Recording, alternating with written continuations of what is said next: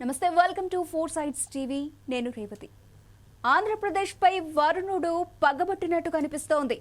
అక్కడ వద్దంటే వానలు కురుస్తున్నాయి ఏడాది ఇప్పటికే అధిక వర్షపాతం నమోదైంది బంగాళాఖాతంలో వరుస తుఫాన్లు రాష్ట్రాన్ని వణికిస్తున్నాయి ఇప్పుడు మెంతా తుఫాన్ దూసుకు వస్తోంది గంటకు 18 కిలోమీటర్ల వేగంతో తరుముకొస్తోంది ఇవాళ అర్ధరాత్రి లేదా మంగళవారం కాకినాడ దగ్గర తీరం దాటే అవకాశం ఉందని వాతావరణ శాఖ అధికారులు చెబుతున్నారు తుఫాను తీరం దాటే సమయంలో ఉప్పెనలా విరుచుకుపడుతుందని అధికారులు హెచ్చరిస్తున్నారు మెంతా ముప్పును నివారించేందుకు ఏపీ సీఎం చంద్రబాబు అన్ని జిల్లాల కలెక్టర్లతో టెలికాన్ఫరెన్స్ నిర్వహించారు అధికార యంత్రాంగం అప్రమత్తంగా ఉండాలన్నారు ఎలాంటి విపత్తునైనా సమర్థవంతంగా ఎదుర్కొనేందుకు సిద్ధంగా ఉండాలని సూచించారు అటు అధికారులకు కూడా సెలవులను క్యాన్సిల్ చేశారు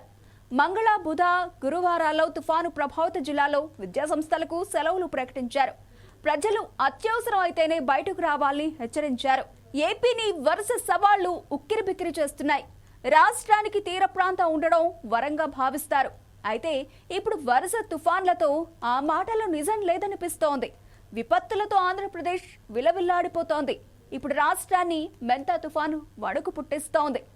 రాబోయే 3 రోజులు ఏం జరుగుతుందో ఎలాంటి ప్రళయం సృష్టిస్తోందోనని భయంతో ప్రజలు వణికిపోతున్నారు రాష్ట్రంలో అత్యంత భారీ వర్షాలు కురిసే అవకాశం ఉందని రెడ్ అలర్ట్ ను వాతావరణ శాఖ అధికారులు జారీ చేశారు విశాఖ మచిలీపట్నం కృష్ణపట్నం నిజాంపట్నం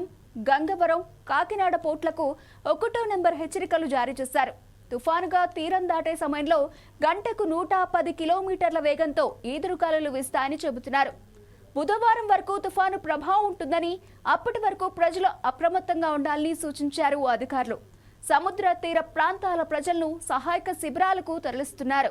ఆంధ్రప్రదేశ్ ముఖ్యమంత్రి చంద్రబాబు డిప్యూటీ సీఎం పవన్ కళ్యాణ్ ఆదేశాల మేరకు అధికార యంత్రాంగం సహాయక చర్యలకు సిద్ధమైంది ప్రభావిత ప్రాంతాల్లో ఎన్డీఆర్ఎఫ్ బృందాలను మోహరించారు పునరావాస కేంద్రాలు విద్యుత్ బ్యాకప్ వైద్య సదుపాయాలను రెడీ చేశారు ఇప్పటికే ముఖ్యమంత్రి కార్యాలయంలో 24 గంటలు కంట్రోల్ రూమ్ ను ఏర్పాటు చేసి పరిస్థితిని ఎప్పటికప్పుడు సమీక్షిస్తున్నారు ప్రజలు అప్రమత్తంగా ఉండాలని అధికారులు సూచిస్తున్నారు